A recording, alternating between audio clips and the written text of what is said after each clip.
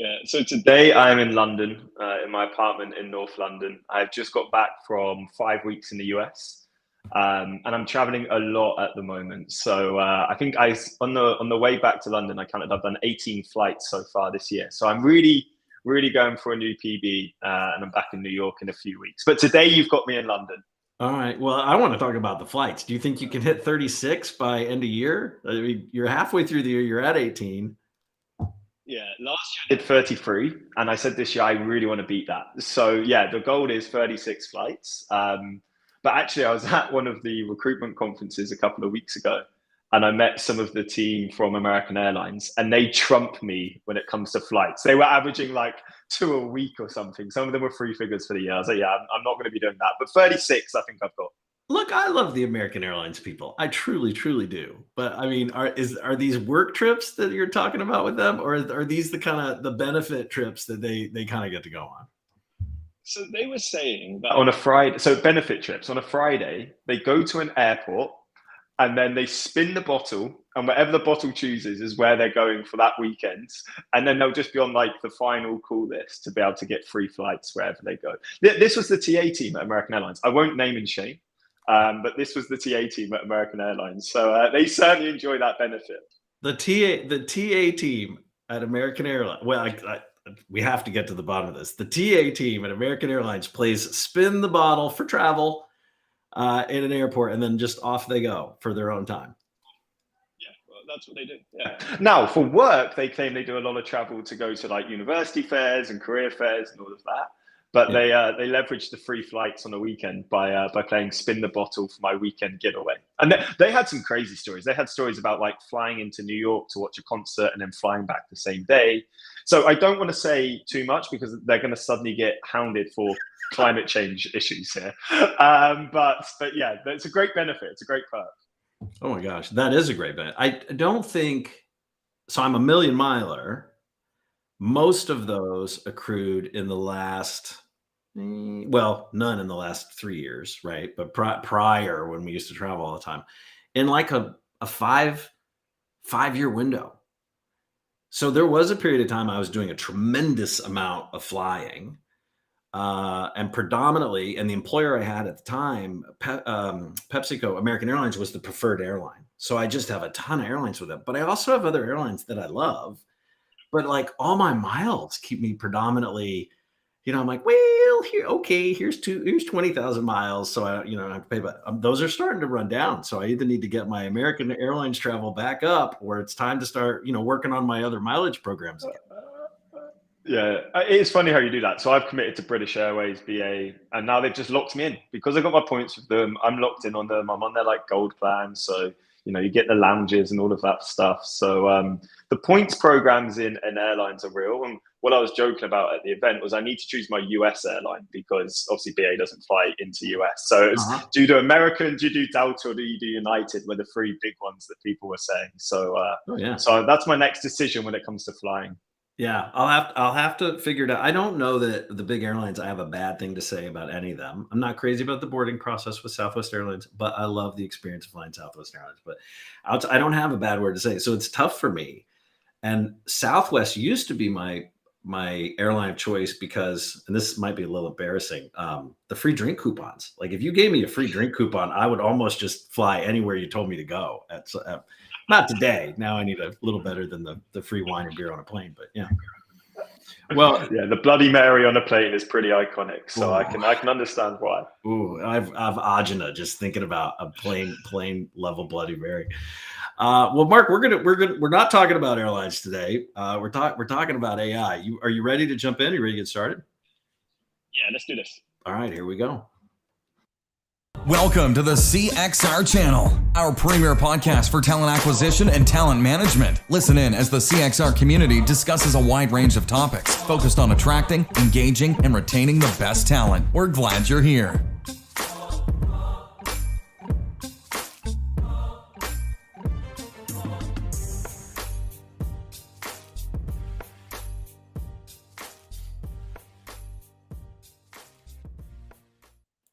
All right, this is just one of those days, and I can already tell with Mark, this is going to be one of those where you just love what you do. And it's going to be a fun 20, 30 minutes or so to sort of talk about it. So welcome to the Recruiting Community Podcast. I'm excited to have you back. If you're a first-time listener, I don't know what to tell you. Buckle up.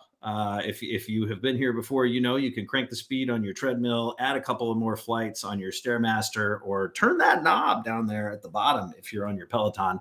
We're not going to be here very long, so you are going to enjoy the ride. Usually we will do these weekly and we'll do them live. This one's a little bit pre-recorded.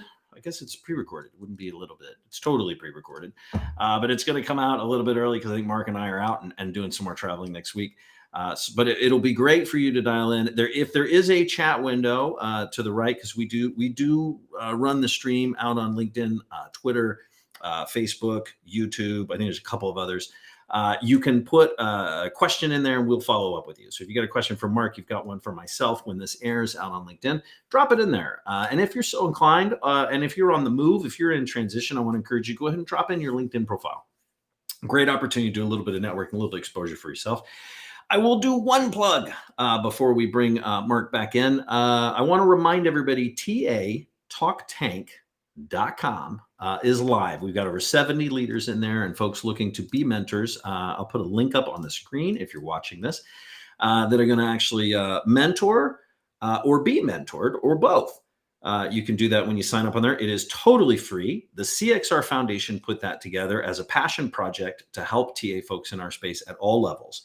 There are some tremendous folks in there. We've had some tremendous partnerships and relationships built around that platform. Real Links is the platform it's actually built on. Sam Davies donated that and the time that it takes to sort of put that piece together and stand it up. But we've had several people that have leaned all the way in to get that off the ground. So if you or someone that you know is looking to have sort of one of those conversations that just matter, it's like a rapid fire mentor program we've put together.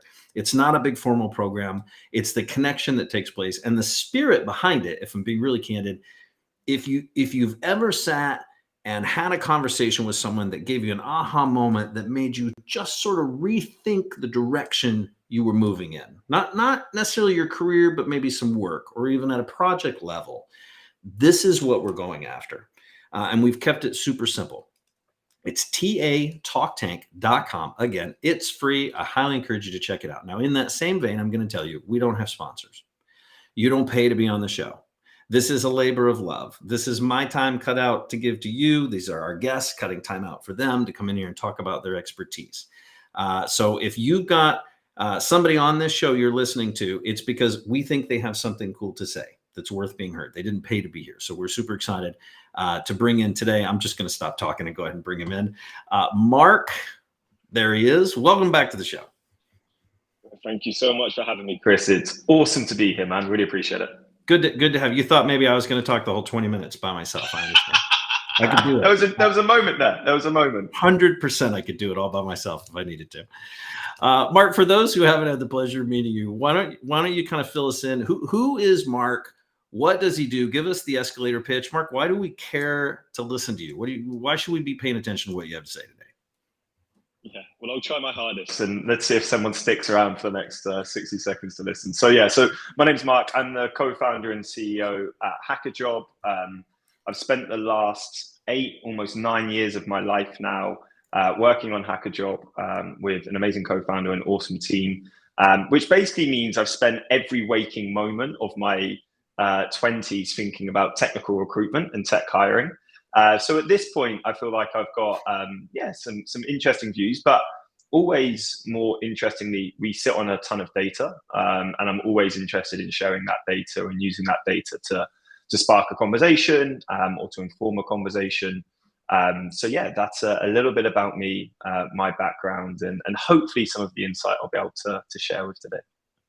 All right. So here, I love that, Mark. So, and for those who may not know, and I know we don't bring anybody in to pitch any product, but I do think it should be clear. Why don't you tell the listeners and the watchers what is Hackajob? What does Hackajob do? Yeah, absolutely. So we've effectively built a suite of software products that help predominantly enterprise companies scale their technology teams. So we've got a 2-sided marketplace product where we actually flip the process. So rather than candidates applying to jobs, companies actually apply to the engineer. which creates this really magical candidate experience, like completely solves the spam problem for engineers, which then in turn creates this really engaged talent pool, which is amazing for internal recruiters that get like an 85% reply rate. And then we've got a technical assessment product, an employer brand product, and it's all underpinned with some really powerful insight platform that looks at a lot of DE&I data as well. So predominantly focused on helping companies scale tech teams. UK HQ, but have just launched in the US about 9 months ago now. Hence why I'm spending a lot more of my time stateside, which is a lot of fun. Okay, so you're in that tech space. So you're having a lot of the same conversations I think a lot of leaders are having, a lot of vendors are having in the space around AI and generative AI. And I think just recently we saw the guy that nobody likes, his name rhymes with Elon Musk, talking about how it's just so terrible and the sky is falling if we let it get out of control. It doesn't have anything to do with the fact that he wasn't allowed to lead that effort. But the point being, like, everyone's talking about AI is going to take all the jobs. And there is a little bit of scuttlebutt in the recruiting industry that says recruiters' jobs are done. They're just donezo. Like, that's it. Here come the machines. They're going to take our jobs. But Mark, you have a little bit of a different opinion on that. Yeah. So, and I've long held this view because the latest AI wave is very exciting and captured the imagination of the public, probably more than I've seen any product do in my career in the last 10 years. But there's been a lot of advancement in AI over the last 8 years since we've been working on Hackajob, and we've leveraged it for a long time. And the mantra I've always had is, until it's AI hiring AI, which at the rate of development could well happen in our careers, humans are going to be essential in the hiring process. And especially in the field that we operate in, which is, senior technical hiring, these are very hard to fill roles. And I think sometimes, us TA professionals that live, breathe talent acquisition, recruitment, can forget that actually changing jobs is a really big deal for people. Mm-hmm. We spend a significant amount of our time at work. And, if you're in permanent employment, maybe you're only changing jobs every 2 or 3 years. And therefore, if I'm a senior software engineer, a senior data scientist, and I've taken the decision that I'm actually going to start looking for a new job or exploring opportunities, having a human at the other side of that phone, being able to guide me through the process, which I think is what elite internal recruiters do, coach me through the process, sell me on the opportunity, and ultimately try and close me on it at the end, I think is an essential part of delivering an exceptional candidate experience. So I think there's a ton of things that AI are going to improve in the hiring process, and I think make the recruiter's job different, but I don't think it's going to replace them entirely. So, I'm loving this. So we're talking about, and I love the fact, Mark, you did a little play there. It was subtle. You're keeping the human in human resources, right? That's the line. It's an old line, but I think the mantra sort of holds. I am curious, if AI is hiring AI, are they going to put pay ranges within the AI postings? Is there going to be fair compensation and no bias? Will AI be biased of other AI? Too soon? I think that, let's follow through the logic, right? Because I'm sure we're going to talk about bias here. So what matters is the data set that you're training these models on, which is inherently biased. And we'll get to, I'm sure, whether AI should take decisions in the hiring process, which I'd be terrified of if I was an employer. There are laws now, right, that have come out, and we're seeing more of. The EU just had a tremendous amount, right, in your backyard. We've had one state that did such a shitty job that has delivered a version of that I think they went through like 7 iterations. So there is some of that already happening. Yeah, totally. And look, I think that AI can be fantastic in identifying talent that potentially you would have missed, right? So something that we're thinking a lot about is skill taxonomies and how you think about relationships between different skills. And there's a lot of models that you can build off the back of that is really interesting, which when you then layer in, the challenge of DE&I, which is often about increasing top of funnel, there's some really interesting ways it can do that. Where I'd be really skeptical or quite frankly scared as an employer is if I'm using AI to take the final hiring decision, when there have been some horror stories, both in our field with one of the very, very big tech companies who, I won't say who, but who they rhyme with? You want to tell us who they rhyme with? Can you? Yeah, Shamazon or something like that. There you go. No one will get that. They had an example where, they were using AI to take hiring decisions and ended up being very biased, and they had to reverse a lot of that. And there's other examples. So I think there's some really interesting applications of AI in actually talent identification and pipelining and all of that. But I'd be very anxious about using AI to take final hiring decisions. Yeah, I mean, I guess, some will argue that could eliminate the bias, right, in hiring by making it purely data driven, which I think is what you're kind of saying. But others are warning, to your point, that AI can also sort of perpetuate or maybe even blow out, maybe even amplify existing biases. Now, do you have thoughts a little more specifically on how AI might impact a bias in hiring and how it could be used responsibly to maybe mitigate that risk? Yeah, so I think it ultimately comes down to who is taking the final hiring decision. If it's a human taking the hiring decision, we are inherently biased creatures, and therefore we need to be incredibly mindful of that and go through all of the right training and rigor and all of that we're very aware of in our space. I think where the risk in AI is if you're using it to recommend candidates, to take decisions on candidates, and your AI model that you're using is trained on a biased data set. So let's just say, for example, in the world of technology, we know that gender representation is very poor. I think the last survey I read was like 9% of software engineers globally are female. Therefore, if you're going to train a model on that data set, it is inherently going to be skewed to characteristics of people that are represented in that data set, which in this instance would be 91% male. So therefore, if we do a better job of creating more female software engineers over the next 5-10 years, but you're using a model that was trained on a data set that was 91% male, it is going to be biased to those females entering, that talent pool. So I think that's where we need to be very, very mindful. Is all of this AI innovation, all of the LLMs that are being built fundamentally come back to the training data set that these models are being built on. Right. And that's where companies really need to understand the vendors they're using, or if they're building it in-house, how they think about that data set, if they're using it to take decisions. Well, I mean, it's just all it's doing is recruiting, or in a more generic sense, making decisions based on how you've taught it to make decisions. So if you're using examples that are even this level of biases you're not even aware of, you're still incorporating it into that machine learning. Yeah. Totally. And by the way, all these LLMs are trying to replicate the human brain. And by the way, as internal recruiters, my screen's gone black. This is great because this is live. I still see we go. I don't know what happened there. My screen just went black, but the machines are coming, Mark. They hear you, and the machines are coming. That's it. Bill Gates is not happy with something that I just said. I'm joking, Bill. I'm a big fan. Like these LLMs are trying to replicate the human brain and a lot of like the way it's structured, etc. But if you think about an internal recruiter and how we screen CVs, we're also inherently biased. We've got pattern recognition that we follow. We look at company logos that we know, universities or colleges that we know.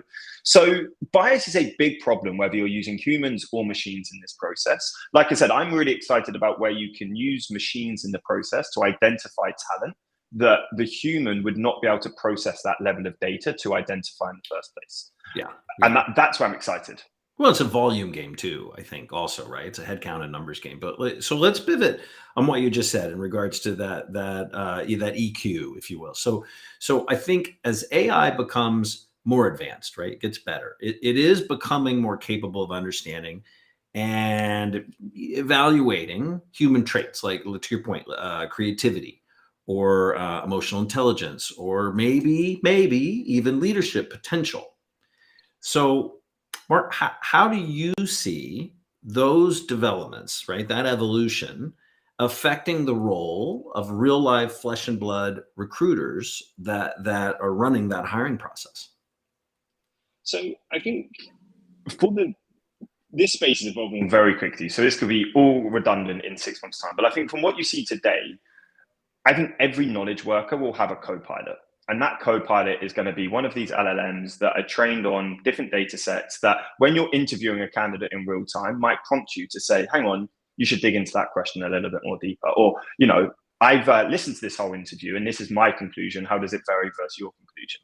And when we're sourcing talent, it's going to be the same. And when we're scheduling interviews, it's going to be the same. And I think every knowledge worker is going to have one of these co-pilots, personal assistants, whatever you want to call, that will fundamentally make them so much more effective at the job. So I believe that a team enabled with the right technology in the TA world might manage 3 or 5 times the volume of requisitions that their previous team did because of this efficiency they can get from a co-pilot style model. Yeah, I do think, and you mentioned Bill Gates, or I think we were talking about this earlier in the green room. I do think it was Bill Gates who had said recently that the first company to nail the assistant, the personal assistant aspect of it, and I don't remember where he said it, but was going to be the one to win. That was going to be the organization that sort of wins the AI race. So a lot of this is not my idea. So I was listening to one of my favorite podcasts this weekend, which is called The All In Show, which is like four VCs discussing this. And they're having this exact debate. And obviously the likes of ChatGPT, Bard, I think Mustafa from DeepMind's trying to build one. They are going through the super assistant. Like that is going to be your all-in-one. Anything that you want, you just pull up that and it sorts it out. And the debate they were having is it going to be a super assistant or is it going to be very specific vertical assistance? And actually, you flip the model completely. And David Freeberg, one of the hosts of the podcast, gave this example where the human becomes the node on the network. And then we dip into the network when we want to use our different vertical assistants. Because ultimately, do we really want to give up all of our data to one of these super assistants? Like we've seen what happened with social media. Do we want to keep giving away data? Or instead, am I going to have a vertical assistant for travel? When I need to travel, I'm going to go to that assistant. And then for recruitment, when I'm doing my recruitment job, maybe I'm going to go to that assistant versus, something else. Now, there's going to be obviously lots of debates on both sides, but I think that's going to be really interesting to see is the verticalization versus the super assistants. So I'm laughing, Mark, and I'm not laughing at you. I'm laughing because, so this is kind of an interesting. So European saying, do we really want to give them all of our data? And then over here you have the Americans, and I'm like, shut up and take my data. Like make my job easier. I do think I've grown up in a GDPR world, Chris. What can I say? I'm haunted by it at this point. I'm haunted by it. Oh, it's tough. I mean, it is an interesting place to be. And I guess, it's such a lazy response, but I guess where do we land? Like, we'll see. Like this. I think yes. I think we're so early in this, and it's evolving so quickly. Like I said, it's really captured the imagination. We're actually running an AI hackathon this weekend with a business in the UK called Mindstone because it's so exciting. Like we just want to see, what are the different things that people are going to build in a weekend. It's not recruitment focused. It's just interesting right now. So,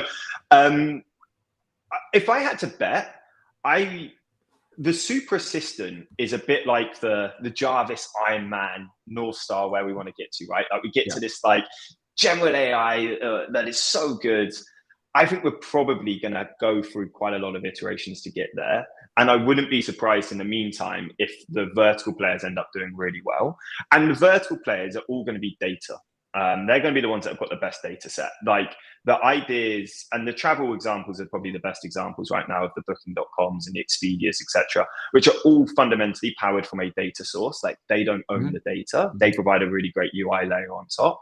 And actually, is all the value going to go down to the data layer to provide these really great vertical assistants? So if I had to be a betting person, I would gamble that over the next 12, 24, 36 months, we're going to see very, very good vertical assistants, whilst the likes of ChatGPT, Google Bard, etc., keep going for the super assistant.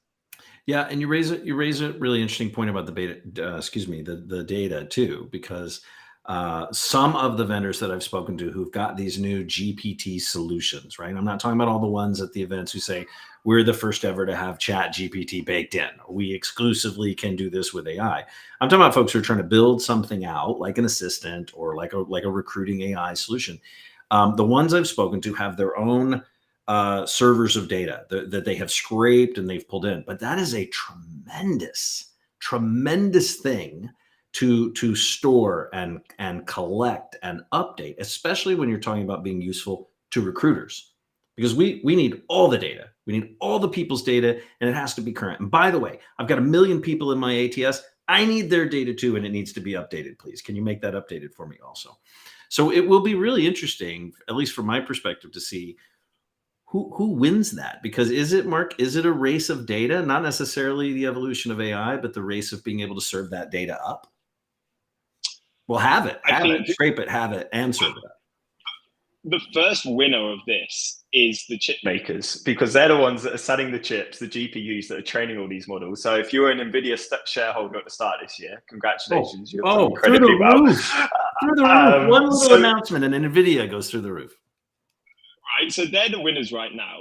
I think that the trend is that these large language models are getting smaller and smaller and smaller in like memory size, and therefore be able to be trained in more cost-effective ways than they have done before. I'm interested in like the concept of like whether it's vertical language models or small language models that are using very specific, in our instance, recruitment data to then train their models and make recommendations. I'm certain, and look, we're very excited about the data that we've got because we've generated a lot of first-party data over the last 8 years, that somebody is going to do something really exciting in our space by using first-party data to build a really great recommendation engine. And I think that's what's going to be the unlock. That, and I think the other innovation that's happened is at the UI layer. You know, one of the magical experiences with one of these assistants, Bard, GPT, etc., is the interaction. We've turned the UX of the internet into a dialogue with a computer, and it makes sense. Like, how long, Chris, have we been talking about chatbots in recruitment? You know, and it's just been terrible. They've just been terrible. But now we can actually have a dialogue with a computer. So I think there's a UI innovation at the dialogue level. And then I think the data sets are going to be what's really interesting to see what ends up getting built in this space. So I'm going to throw a little bit of a curveball at you because it's only slightly rated. I've always had a theory that two things have really driven the evolution online, right? Like from the internet standpoint. And maybe it's a little bit different now, but over the last number of decades, it's been pornography, right? And video games. From how packets get handled online, internet streams packets for anybody who's listening, kids at home, right? The speed of the internet, the usability, right? The UX of the website and how things get managed and how you download and how that, like the prioritization has driven evolution in that space. On the video game front, because I'm not touching the porn front, but on the video game front, I saw a video the other day. There's plenty of AI on the other side, but we're going to stick in the video game piece for this, Mark. I watched a short video where the player rolls up to an NPC, right? So non-playing character. So this is an in-game character, not a real person on the other end, and asks a question unrelated to the quest or the mission that they're on, and has just a conversation, an AI-driven conversation with this character. Doesn't have anything to do with the game. That dynamic, I think, this AI revolution that we're seeing will have ripples that we can't even begin to predict in the space everywhere. And I think that same, when the aha moment I had was like, wow, I could sit for 45 minutes and have a conversation with this guy and his waffle stand in this video game and go nowhere, just burn time all day and still have a great time. The aha moment is, oh my God, there's got to be 50 things we haven't even imagined in the TA space that are coming with this AI innovation. So yeah, 100%. Yeah, and I think this is why it's so exciting. I've been doing this for 8 years, and I'm like, wow, I'm more energized than I ever have been, and challenging our product teams more than I ever have done, because I'm like, yeah, maybe we should fundamentally reimagine what sourcing could look like, what interaction could look like, what interviewing could look like, and to go between the video games and pornography, that interaction in a video game is so good. I'm terrified for what's going to happen with like dating. Are people just going to end up having like AI husbands and AI wives, and they never need to get out into the real world and date again because these interactions are so good, they're so human? It's going to be really interesting. My aha moment was when I was at one of the conferences I was at last week, and the person was talking about some of the prompts that are getting created for video, and I don't know why my laptop keeps closing downstairs. Apologies. It's because it's live, and you said it's not going to be edited. And I know that it's just my computer having fun with me. So what's getting created in the AI images and the AI video, and what triggered in my mind was how often do you sit in front of Netflix and scroll for 15, 20, 25 minutes trying to find something to watch. And actually, we could get to a point where content is created on a one-to-one basis. And I could be like, I want to watch a movie like Moneyball, but make it about football or soccer, as you guys call it. And I want Man United to feature, and I want us to end up winning at the end, right? And it might just create me a one-on-one movie like that. And it's like, wow, now you've just completely reimagined Hollywood and what it means to be a movie producer or a video artist or whatever. So I'm with you, man. I think it's going to be incredibly, incredibly exciting to see what gets built over the coming months and years. Yeah, I think you're 100%. I think you're spot on. The innovation's going. By the way, I call it football now. I just finished season 3 of Ted Lasso. It's football. I get it. I'm on board. I'm all on board. But I think you're 100% right with the AI. We can't even imagine how it will change sourcing, how it will change interviewing, how it will change who we interview. And I think, Mark, I even read something the other day that there are thousands of people on a wait list for an AI girlfriend. No AI boyfriends, which is kind of odd, but an AI girlfriend. So, I mean, this changes everything as we go forward. So I think it's so important to get legislature on board, to get, we mentioned full circle, right? We come all the way back. We talk about, there are legislatures or there are government officials making laws about AI who can't even operate their own phones efficiently. So we're in a weird place. We're in kind of a scary place, but at the same time, like, man, I'm excited. I'm kind of pumped for what this means. Yeah, absolutely. And look, the regulation is going to be important. The UK have just done something surprisingly well. They've just appointed one of the best tech entrepreneurs of the last decade to run the AI task force here, which every now and then I'm like, wow, we maybe do know what we're doing in this country occasionally, possibly. So that was awesome. But you're right that we need sensible governance, we need sensible legislation, but it needs to be designed by people that deeply understand this space and don't have the wrong incentives. Because if you let big tech regulate this, well, they're going to put up so many hurdles that no new entrants can come in. So we've got to be very, very mindful of that. But we've got to find the right regulation and the right controls, because as excited as we are, Chris, there's also going to be some horror stories in our world about how AI is used over the coming months and years, for sure. So, I think that taking that, slightly cautious approach is going to be important for end customers and companies. Yeah, I think you're 100%. Mark, look, we asked this of all the guests that we actually enjoy having on. So I'm going to go ahead and ask you, if you were going to write a book today, my man, what would the title of that book be? Yeah, Dan, this is a hard question for a guy that hasn't done a load of podcasts, and it feels like a very podcast question. So there's two that came to mind. So I'm a gut instinct with this sort of question. So the first one that comes to mind is obsessive by nature. Okay. Provocative. Because I'm a very, very obsessive person. Like when I get into something, I'm all in. So like Hackajob and tech recruitment, red wine and Man United is basically my life. Like that is the things I'm obsessive about. So that is the first thing that came to mind. I love your team in specific. Your red wine, not so much. Yeah. Some Napa Valley Cab Savs we'll take, some Italian Bordeaux we'll take, we'll mix it up. I don't know what the book would be about. You just asked for the title, so there's the title. The second one that came to mind was relentless. That's my favorite word, is relentless. So again, I have no idea what the book would be about, but that would be my title. I love it. Well, look, present company excluded. Mark, who gets the first signed copy? Ooh. Sir Alex Ferguson, the greatest sports coach of all time. So he's Man United's like iconic manager. Managed us for over 30 years, won everything there is to win, the best sports coach of all time, better than any of your NFL legends or anything like that. So first signed copy is going to Sir Alex Ferguson. I love it. I love it. Mark, I want to thank you so much. You're a busy, busy guy. I want to thank you for dialing in, giving us your time. Much, much gratitude, my man.